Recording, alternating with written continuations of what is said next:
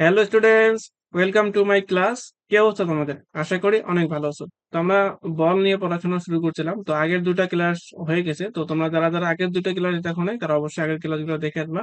আমি আগের ক্লাসগুলোর link description বক্সে দিয়ে দিব, তোমরা সেখান থেকে করে নিতে পারবা। তাহলে আজকের ক্লাসে আমরা ভরবেগ নিয়ে পড়াশোনা করব। তাহলে চলো আমাদের আজকের ক্লাস শুরু করা যাক। তো আমাদের ভরবেগ নিয়ে পড়তে গেলে প্রথমে আগে জানতে হবে তো ভরবেগ কাকে বলে। তো ভরবেগ হচ্ছে যে কোন একটা বস্তুর ভর এবং বেগের গুণফলকে ভরবেগ বলে। তাহলে একদম সহজ করে যদি বলি যে কোন বস্তু ভর এবং বেগের গুণফলকে ভরবেগ বলে, তাহলে আমরা জানি যে কোন একটা বস্তুর ভরকে এম দ্বারা প্রকাশ করা হয় এবং বেগকে ভি দ্বারা প্রকাশ করা হয়। তাহলে এই যে ভর এবং বেগ এই দুটাকে যদি আমি গুণ আকারে লিখি তাহলে এটাকেই বলা হচ্ছে ভরবেগ। তাহলে আমি ভরবেগকে পি দ্বারা প্রকাশ করি, তাহলে P is equal to M V. তাহলে মনে রাখবা পি ইজ ইকুয়াল টু হচ্ছে এমভি। আর এখানে একটা জিনিস খেয়াল রাখতে হবে, এখানে যে ভরবেগ যে রাশিটা আছে সেটা হচ্ছে ভেক্টর রাশি। তাহলে ভেক্টর রাশি হলে মাথার উপরে এরকম একটা ভেক্টর চিহ্ন দিতে হবে। আমরা জানি বেগও আমাদের ভেক্টর রাশি, তাহলে বেগের উপরে এরকম একটা তীর চিহ্ন দিতে হবে, একটা ভেক্টর চিহ্ন দিতে হবে। তাহলে আমরা এখন যেহেতু বললাম যে ভরবেগ ভেক্টর রাশি, তার মানে আমরা জানি যে ভেক্টর রাশির দিক এবং মান দুটোই থাকে। তার মানে অবশ্যই এই যে আহ ভরবেগ এরও একটা দিক আছে, মান তো অবশ্যই আছে, একটা নির্দিষ্ট দিকও আছে। তাহলে দিকটা কোন দিকে হবে? দিকটা হবে হচ্ছে এই যে বেগ আছে, এই বেগের যে দিকে সেদিকে হচ্ছে আমাদের ভরবেগের দিক হবে। কারণ এই যে ভর আছে, ভর কিন্তু আমাদের স্কেলার আছে, তো এর কোনো নির্দিষ্ট দিক নেই। এর জন্য আমাদের বেগের যে দিক থাকবে সেটাই হচ্ছে ভরবেগের দিক। যদি আমি বলি, মনে করো যে এখানে একটা বস্তু আছে এম ভরের বস্তু, এদিকে আমাদের বস্তুটা চলতেছে ভি বেগ নিয়ে। তাহলে এই বস্তুর ভরবেগ কোন দিকে হবে? ভরবেগ কত হবে? M R V. এটা কোন দিকে হবে? এই বেগের দিক হচ্ছে এদিকে, তার মানে ভরবেগের যে দিকটা হবে সেটা হবে এদিকে। তো আশা করি এটা বুঝতে পারছি।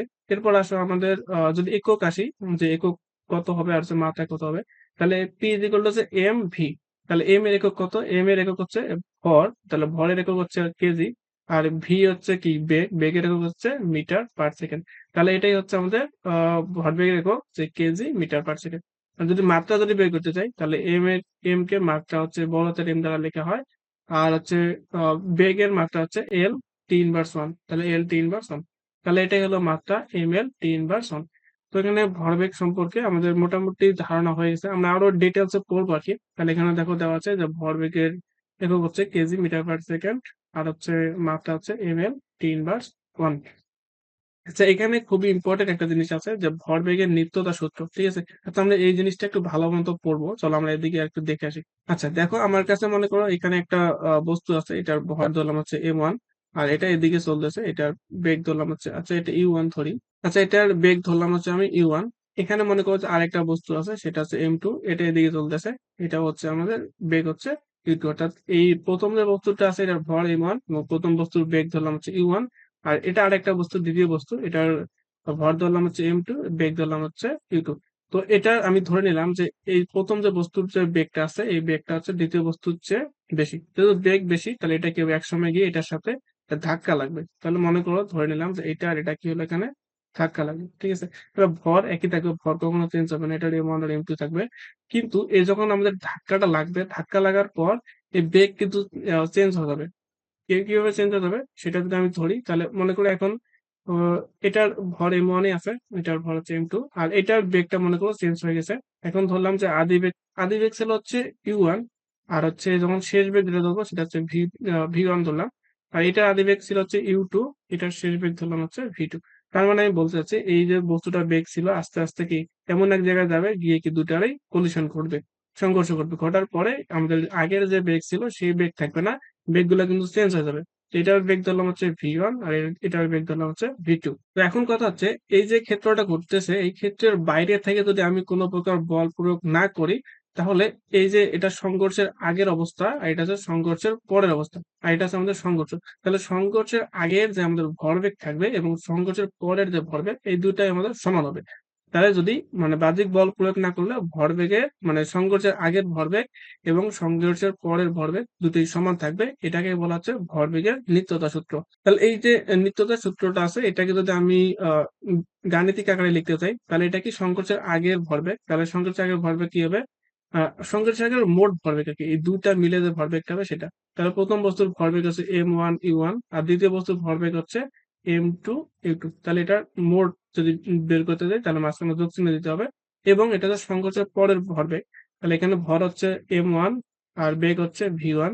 আর এটার ভরবেগ হচ্ছে m2 আর হচ্ছে v2। এটা হচ্ছে, তাহলে আমরা কি বের করলাম যে মোট এই দুটা মিলে ভরবেগটা কত হবে। তাহলে এটা হচ্ছে আমাদের সংঘর্ষের আগের মোট ভরবেগ, এটা হচ্ছে সংঘর্ষের পরের মোট ভরবেগ। বলছে যে এই দুটা সমান হবে যদি আমরা বাইরে থেকে কোনো পরিমাণ বল প্রয়োগ না করি।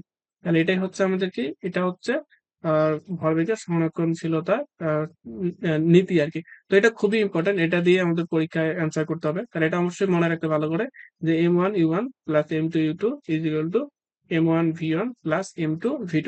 তাহলে এখানে যে বিষয়টা বলছে যে ভরবেগের সংরক্ষণশীলতা নীতি, তো তোমরা এখান থেকে পড়লে ওই জিনিসটা বুঝবা যে কোন একটা সংঘর্ষের আগে মোট ভরবেগ এবং সংঘর্ষের পরে মোট ভরবেগ এই দুটা কি সবসময় সমান থাকবে। এই সমান থাকার যে বিষয়টা, যে প্রক্রিয়াটা, এটাকে বলা হচ্ছে ভরবেগের সংরক্ষণশীলতা নীতি। ঠিক আছে, বা এখানে ভরবেগের নিত্যতা সূত্র বলছে একই জিনিস। এখানে একটা জিনিস বলতে দেখো যে তুমি একটি টেনিস বল 10 মিটার/সেকেন্ড বেগে একটি দেয়ালে ছুড়ে দেওয়ার পর এটা একই দ্রুতিতে ঠিক তোমার দিকে ফিরে এসেছে। বলটার ভর দেওয়া আছে হচ্ছে যে 100 গ্রাম হলে ভরবেগের পরিবর্তন কত। আচ্ছা, আমরা যদি এটা ভালো মতো একদম ক্লিয়ারলি বোঝার ট্রাই করি, তাহলে দেখো এখানে মনে করো একটা দেয়াল আছে, হ্যাঁ, আর তোমার কাছে একটা বল আছে। এটা বলটার ভর হচ্ছে আমাদের 100 গ্রাম। তাহলে তুমি এই বলটাকে একটা বেগে দিলা, তাহলে এখানে তো হচ্ছে ইউ1 ধরলাম, আর এটাকে m1, এটা m ধরলাম, এটা হচ্ছে ইউ ধরলাম। এটা ভেক্টর মানও দেওয়া আছে যদিও, যে 10 মিটার/সেকেন্ড। তাহলে কি হবে, তুমি যখন বলটা থ্রো করলা, এই বলটা এসে কি দেয়ালে আঘাত করবে এবং আঘাত করার পর আবার কি এদিকে ফিরে যাবে। তাহলে এখান থেকে আমাদের ভরবেগের পরিবর্তনটা কত সেটা বের করতে বলছে। ঠিক আছে, আমি ধরে নিলাম এদিকে যে বস্তুটা যাচ্ছিল তখন যেটা ভরবেগ ছিল, মানে এখানে কলিশন ঘটার আগে যে ভরবেগটা ছিল, মানে এটা p1 ধরলাম, সেটা কি হবে, সেটা হচ্ছে যে এম ভি। ঠিক আছে, আর এদিকে যেটা মনে করো যে ভরবেগ এদিকে নিয়ে আঘাত করলো, আঘাত করার পর বস্তুটা এদিকে চলেছে, তখন যে ভরবেগটা হবে সেটাকে আমি ধরলাম হচ্ছে p2। এটাও হবে কি, এটাও এম ভি হবে। কারণ এম ভি হবে কারণ এখানে এই ভরটা তো কখনোই চেঞ্জ হচ্ছে না। আর এখানে আবার বলে দিছে যে একই দ্রুতিতে ঠিক তোমার দিকে ফিরে এসেছে। তার মানে এই যে তুমি এখানে 10 মিটার/সেকেন্ড বেগে আঘাত করেছো দেয়ালে, সেটা আবার কি 10 মিটার/সেকেন্ড বেগে বিপরীত দিকে ঘুরে আসবে। তাহলে এটা হচ্ছে আমাদের আদি ভরবেগ, আর এটা হচ্ছে আমাদের শেষ ভরবেগ। তাহলে আমাদের ভরবেগের পরিবর্তন বের করতে বলছে। আচ্ছা, এখানে আরেকটা জিনিস অবশ্যই খেয়াল রাখতে হবে, এটা হলো যে আমাদের ভরবেগের একটা নির্দিষ্ট দিক আছে। তাহলে আমরা ধরে নিলাম যে এই দিকে যেটা ভরবেগের পরিবর্তন ভরবেগ ছিল সেটা আহ ধরলাম যে এটা প্লাস। তাহলে এটা যদি প্লাস হয় অবশ্যই এটার মান আমাদের মাইনাস ধরতে হবে। কেন মাইনাস ধরতে হবে, কারণ ভরবেগের একটা নির্দিষ্ট দিক আছে। তো যেহেতু এদিকে আমি প্লাস ধরছি, তাহলে এদিকে অবশ্যই আমাদেরকে মাইনাস ধরতে হবে। তাহলে আমাদের এখান থেকে লিখতে হবে কি, যে ভরবেগের পরিবর্তন del P is equal to, del P is equal to লিখবো যে p1 মাইনাস হচ্ছে p2। তাহলে এখানে p1 এর মান কত হবে, p1 এর মান হচ্ছে mv। তাহলে mv দিলাম মাইনাস p2 এর মান কত, এই মাইনাসটা যদি আমরা এখানে দেই যে মাইনাস mv কিন্তু। তাহলে p2 এর মান কত, p2 এর মান হচ্ছে যে মাইনাস mv। বুঝছো, মানে এটা যে যেহেতু মাইনাস মান আছে তাই না, এই মাইনাসটা আমি এখানে লিখতে পারি একবারে, এটাই লিখলাম। তাহলে এখন যদি আমি লিখি তাহলে হচ্ছে mv, এই মাইনাস মাইনাসে আমাদের প্লাস হয়ে গেল, তাহলে হচ্ছে mv। তাহলে এখান থেকে mv আর mv যোগ করলে হচ্ছে 2mv। তাহলে এখন যদি আমি মানগুলো বসাই দিই, তাহলে m এর মান ছিল হচ্ছে 100 গ্রাম, তাহলে এটা অবশ্যই আমাদের কেজিতে নিতে হবে। তাহলে 1000 দ্বারা ভাগ দিলে গ্রাম থেকে কেজিতে চলে গেল, গুণন ভি ছিল হচ্ছে 10। তাহলে এখন যদি আমরা কাটাকাটি করি, তাহলে এখানে ছিল দুইটা শূন্য, এখানে দুইটা শূন্য কেটে গেল, এখানে একটা শূন্য, এখানে একটা শূন্য কেটে গেল, তাহলে এখানে শুধুমাত্র 2 থাকতেছে। আর ভরবেগের পরিবর্তন একক কি হবে, তাহলে ভরবেগের একক যেটা সেটাই হবে ভরবেগের পরিবর্তন একক, অর্থাৎ 2 কেজি মিটার/সেকেন্ড। আশা করি এটা বুঝাইতে পারছি। এখানে দেখো এরকম ভাবেই দেওয়া আছে। তাহলে যে এটা হচ্ছে আমাদের আদি ভরবেগ, এটা হচ্ছে আমাদের কি শেষ ভরবেগ।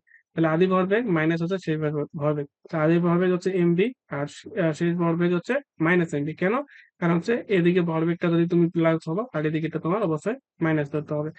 মাইনাস মাইনাসে প্লাস হলো, তাহলে 2 এমভি হলো, এখান থেকে মান বসায় পাইলা যে 2 কেজি মিটার/সেকেন্ড। আশা করি এটা কি বুঝতে পারছো। তাই এরপর আসলে আমাদের মোস্ট ইম্পর্টেন্ট টপিক, সেটা হচ্ছে সংঘর্ষ বা কলিশন।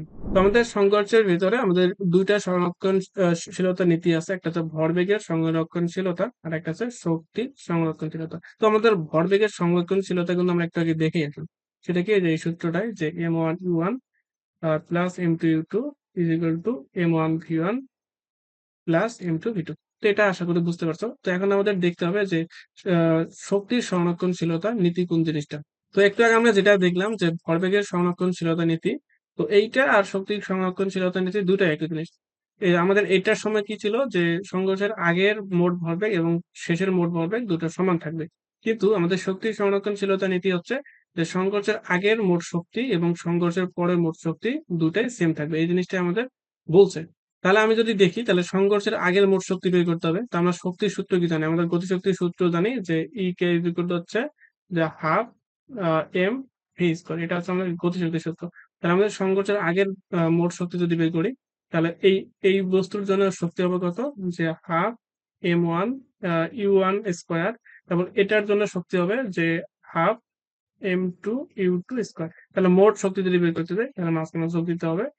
তাহলে এরপর হচ্ছে কি সংঘর্ষের পরের মোট শক্তি। তাহলে এটা কি? তাহলে যে half m1 v1 square plus হচ্ছে হাফ m2 v2 স্কয়ার। তাহলে এখানে আমাদের সমান চিহ্ন হবে, অর্থাৎ সংঘর্ষের আগের মোট শক্তি এবং সংঘর্ষের পরের মোট শক্তি যদি সমান হয় তাহলে আমরা বলবো যে এটা শক্তি সংরক্ষণশীলতা নীতি মেনে চলে। তো আমাদের কোশ্চেন আসতে পারে এভাবে, বিভিন্ন মান দেওয়া থাকলো যে m এর মান দেওয়া ছিল, m1 এর মান, m2 এর মান, তারপর হচ্ছে u1 v1 এগুলোর মান দিয়ে দেওয়া থাকবে। তো এখান থেকে বলবে যে আসলে এটা ভরবেগের সংরক্ষণশীলতা নীতি মানে কিনা সেটা ব্যাখ্যা করো, অথবা শক্তির সংরক্ষণশীলতা নীতি মানে কিনা সেটা ব্যাখ্যা করো। তাহলে আমরা কি করব? তাহলে প্রথমে আমরা এই জিনিসটা বের করব, তারপর এই জিনিসটা বের করব। যদি আমাদের দুইটা সেম হয়ে যায়, সমান হয়ে যায়, তাহলে বলবো এটা ভরবেগের সংরক্ষণশীলতা নীতি মেনে চলে। এরপর যদি শক্তির সংরক্ষণশীলতা নীতি বলে তাহলে প্রথমে আমরা এইটা বের করব, তারপর হচ্ছে আমরা এইটা বের করব। এই দুইটা বের করে আমরা দেখবো যদি এইটা আর এটা সমান চলে আসে তাহলে আমরা বলবো যে ভরবেগের সংরক্ষণশীলতা নীতি মেনে চলে। আর যদি না চলে আসে তাহলে আমরা বলবো যে না, ভরবেগ বলতেছি কেন, শক্তির সংরক্ষণশীলতা নীতি। আর যদি না আসে তাহলে বলবো যে শক্তির সংরক্ষণশীলতা নীতি মানে না।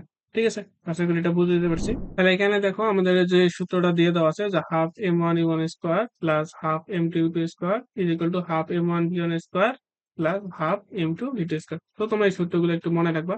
সেখান থেকে এই যে আমাদের প্রথম যে ভরবেগের সূত্রটা ছিল m1 u1 plus m2 u2, সেখান থেকে আমাদের কি এই v1 এর মানটা বের করার জন্য নতুন একটা সূত্র নিয়ে আসছে।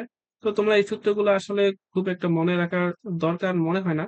তোমরা যদি চাও যে খুব দ্রুত ম্যাথ করতে চাও তাহলে এগুলো মনে রাখতে পারো। না হলে আমরা ওই যে m1 u1 plus m2 u2 ওই সূত্র দিয়ে করবো, মানে হচ্ছে এই যে m1 u1 প্লাস হচ্ছে m2 u2 is equal to হচ্ছে m1 v1 প্লাস হচ্ছে m2 v2। এই সূত্র দিয়ে আমাদের সব ম্যাথ করা যাবে। তো তোমরা তাহলে এই সূত্রটা একটু মনে রাখতে পারো, তাহলে হচ্ছে যে খুব দ্রুত আর কি করতে পারবা। আর যদি মনে রাখতে না চাও তাহলে দরকার নেই খুব একটা। আচ্ছা, এরপর আসছে আমাদের নিরাপদ ভ্রমণে, অর্থাৎ এটা আমাদের বাস্তব জীবনে কাজে লাগবে। যে বিষয়টা আসলে আমরা যে বইয়ে পড়াশোনা করতেছি আসলে এই জিনিসটা বাস্তবে কিভাবে ঘটতে পারে সেই জিনিসটা আমরা দেখবো। ঠিক আছে, এটা খুবই ইম্পর্টেন্ট। তাহলে এখানে দেখো কি বলছে যে নিরাপদ ভ্রমণ, বেগ এবং বল। তাহলে এখানে একটা বিষয় যেটা বলছে যে আমরা পরের অধ্যায়ে শক্তি সম্পর্কে জানার সময় গতিশক্তির বিষয়টি বিস্তারিতভাবে বুঝতে পারবো, কিন্তু সংঘর্ষ করার সময় এর মাঝে জেনে গেছে যে গতিশক্তিকে হাফ এমভি স্কয়ার হিসেবে প্রকাশ করতে হয়। ঠিক আছে, তো এখান থেকে একটা বিষয় দেখো যে এখানে আমাদের যে বেগটা আছে, এখানে বেগের উপর কিন্তু একটা পাওয়ার দেওয়া আছে, অর্থাৎ হচ্ছে এখানে ভি স্কয়ার। তাহলে এই পাওয়ার দেওয়ার ফলে কি হয়েছে, আমাদের এই গতিশক্তির মানটা কিন্তু অনেক বেশি হয়ে যায়। অর্থাৎ বেগ যদি আমরা দ্বিগুণ করি, এটা যদি আমরা বেগের মান যদি দ্বিগুণ করি তাহলে টু টু ভি দিলাম তাহলে স্কয়ার, তাহলে এটা দেখো 4 ভি স্কয়ার হয়ে গেল। অর্থাৎ গতিশক্তি 4 গুণ বৃদ্ধি হবে। আমি যদি এখানে বেগটা 3 গুণ বৃদ্ধি করি তাহলে আমাদের গতিশক্তি 9 গুণ বৃদ্ধি পাবে, অর্থাৎ 3-এর স্কোয়ার বৃদ্ধি হবে। আমি যদি বেগটা 4 গুণ করি তাহলে গতিশক্তি 16 গুণ বৃদ্ধি পাবে। ঠিক আছে, তো এখানে একটা জিনিস খেয়াল করো, আচ্ছা তুমি মনে করো যে একটা মোটরসাইকেল নিয়ে চলতেছো, তো মোটরসাইকেলে তুমি মনে করো আপাতত বেগ রাখছে হচ্ছে যে 20 মিটার পার সেকেন্ড। হ্যাঁ, তো এটার যে তোমার হাফ এমবি স্কোয়ার তুমি এখানে যে ভর বিভিন্ন মান ধরে ধরে নিলাম যে তোমার এখানে যে শক্তিটা সেটা হচ্ছে 50 জুল আছে। ঠিক আছে, 50 জুল আছে, তো 50 জুল দিয়ে আসলে যদি কোনো একটা জিনিসকে ধাক্কা দাও, ধরে না যে তেমন কোনো কিছু হবে না। ঠিক আছে, কিন্তু তুমি মনে করো যে এই বেগটা বাড়াইলা, বেগটা বাড়ায়া তুমি করলা কত, যে 3 গুণ করলা, যে 60 20 ছিল সেখান থেকে 60 করলা, তার মানে 3 গুণ বৃদ্ধি করলা। তাহলে তোমার গতিশক্তি কয় গুণ বৃদ্ধি হবে? 9 গুণ বৃদ্ধি পাবে। তাহলে আছে 9 গুণন 50, তাহলে এখান থেকে হচ্ছে 450 জন। ঠিক আছে, তাহলে তুমি বেগ বৃদ্ধি করছো মাত্র 3 গুণ, কিন্তু শক্তি বৃদ্ধি পাইছে কত? 400।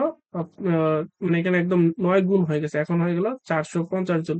তার মানে তোমার যদি এখানে একটা বস্তু থাকে, তুমি যদি প্রথমে 50 জুল দিয়ে আঘাত করো, যদি কোনো কিছু না হয়, কিন্তু সেটাকে যদি তুমি 450 জুল দিয়ে আঘাত করো সেটা কিন্তু একদম উড়ে যাবে। ঠিক আছে, তো এরকম মনে করো তুমি একটা মোটরসাইকেল দিয়ে যাচ্ছ, এদিকে আরেকটা মোটরসাইকেল দিয়ে আসতেছে। তো যখন তোমার বেগ কম ছিল তো তখন আসলে কলিশন যদি ঘটে, সংঘর্ষ ঘটলো, খুব বেশি ক্ষতি হবে না, হালকা ক্ষতি হবে।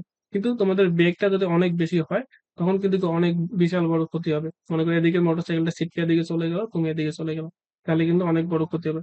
তো এই জিনিসগুলো অবশ্যই খেয়াল রাখতে হবে। তো আমরা যে অনেক দ্রুত কোনো একটা গাড়ি চালা যায়, আমাদের খুব সময় যে বাঁচে বিষয়টা কিন্তু এরকম না। মনে করো যে তোমার যদি ১ ঘন্টার একটা যাত্রা থাকে, তুমি যদি খুব দ্রুত যাও, তাহলে তুমি মনে করো যে ৫০ মিনিটে যাইতে পারবা। তোমার কিন্তু বাঁচলো মাত্র কয় মিনিট? ১০ মিনিট। সর্বোচ্চ ১৫ মিনিট বাঁচাতে পারবা। কিন্তু তোমার জীবনের ঝুঁকি কিন্তু অনেক বেড়ে যাচ্ছে এখানে, বুঝছো?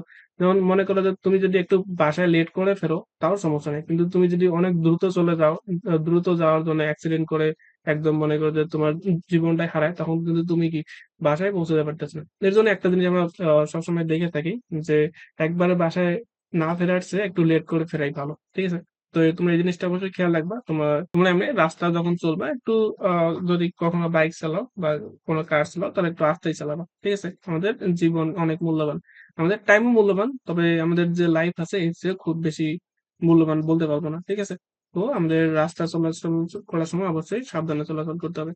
এটা গেল আমাদের শক্তি নিয়ে। এখন যদি ভরবেগের বিষয়টা একটু আসি, হ্যাঁ? যে ভরবেগ আসলে আমাদের যে রাস্তায় যে চলাচল করি, সেটা ভরবেগ কিরকম গুরুত্ব ফেলে? দেখো এখানে কি বলছে যে ধরা যাক পথে একটি অনেক ভারী পাথর বোঝাই ট্রাকের এমন ভরের সাথে একই বেগে আসা ছোট একটি গাড়ির এম টু মুখোমুখি সংঘর্ষ হয়। মানে বেগ দুইটার সমান। এদিকে বিশাল বড় একটা ট্রাক যাচ্ছে, এদিকে ছোট একটা ট্রাক আসতেছে। ঠিক আছে?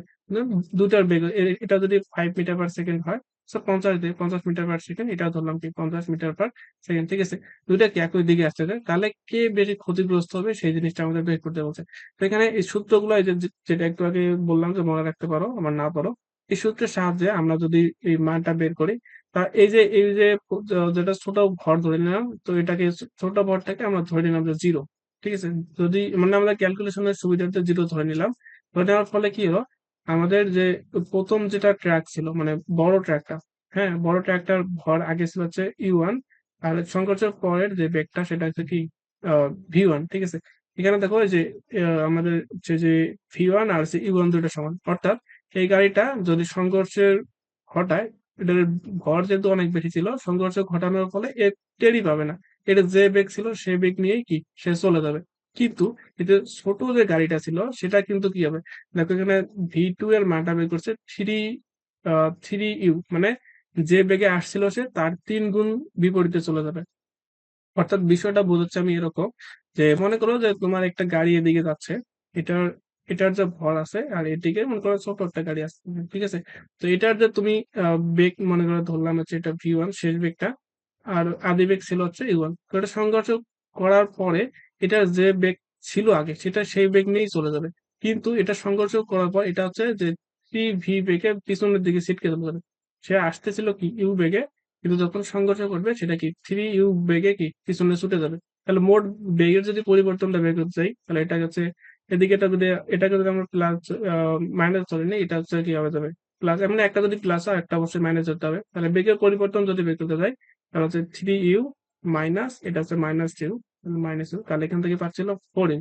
তার মানে বেগের যে পরিবর্তন সেটা কত, যে 4 ইউ, অর্থাৎ এদিকে একটা ইউ বেগে আসছিল, এদিকে 3 ইউ বেগে চলে গেল। তার মানে এখানে আমাদের বেগের পরিবর্তন হলো 4 গুণ।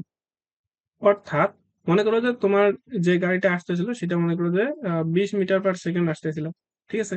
এদিকের যে গাড়িটা ছিল সেটাও কি 20 মিটার পার সেকেন্ড, এটা ভরটা অনেক বেশি। তো যখন সংঘর্ষ ঘটবে এটা 20 মিটার পার সেকেন্ড বেগে নিয়েই চলে যাবে, সেটা টেরই পাবে না।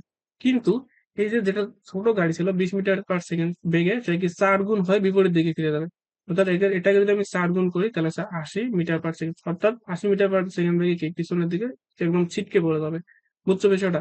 তার মানে যেটার ভর বেশি সেটা টের না পাইলেও যেটা ভর কম সেটাকে অনেক মানে এর চেয়ে 4 গুণ বেগে সে আসছিল 20 মিটার পার সেকেন্ডে, বাট সে বিপরীত দিকে চলে যাবে কত, 80 মিটার পার সেকেন্ডে। তার মানে এখানে অনেক বিশাল বড় একটা ক্ষতি হবে। আচ্ছা আমরা একটা ভিডিও দেখি তাহলে আর কি খুব ভালো মতো বুঝতে পারবা। তো এখানে দেখো যে এখানে একটা বস্তুর ভর দেওয়া আছে। আচ্ছা আমি এখান থেকে ভর গুলা চেঞ্জ করতে পারবো। তো আমাদের যে এটা একটু বাড়াই, আর এটা, আচ্ছা আমরা ভিডিওটা একটু পরে আসতেছি, একটা অ্যানাউন্সমেন্ট দেওয়া আছে।